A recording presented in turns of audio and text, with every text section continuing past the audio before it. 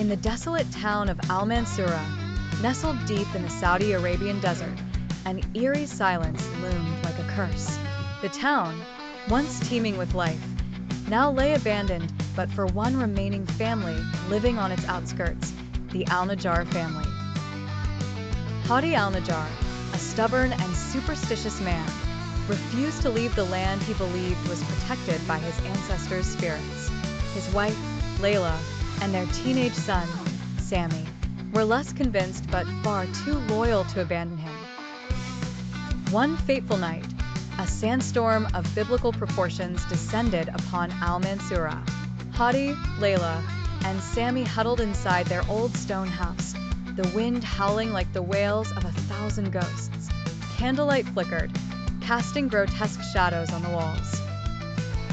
Hadi was reciting prayers, clutching an ancient talisman that had been in his family for generations.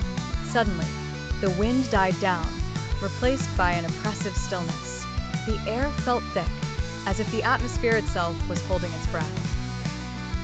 Layla gasped, grabbing Sami's arm. They all heard it, a whispering chant, echoing through the empty alleys and abandoned buildings of the town. It grew louder, closer. Hadi stood up, his eyes wide with both fear and determination. Footsteps could be heard approaching the door, but these were no ordinary footsteps. They sounded like something was dragging itself through the sand. The door creaked open, though no hand touched it. In the doorway stood a figure, clad in a hooded robe that seemed to be woven from shadows. The room grew colder than the desert night should ever be. Layla felt paralyzed, unable to scream or move. Sami's breath became shallow, his eyes darting between his father and the ominous figure. The hooded figure raised a skeletal hand, pointing directly at Hadi.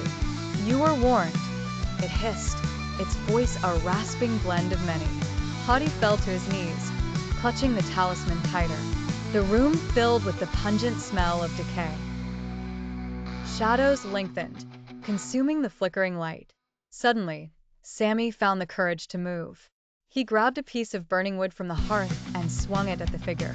The moment the wood touched the figure, it shrieked, a sound so unnerving that it seemed to pierce the very fabric of reality.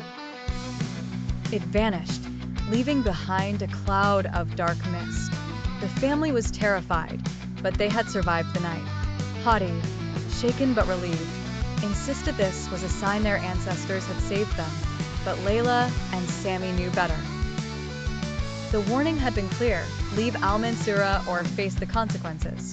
It was a real-life haunting they would never forget, and the oppressive silence that followed was a constant reminder of the presence that lurked just beyond their understanding, waiting for any moment of weakness.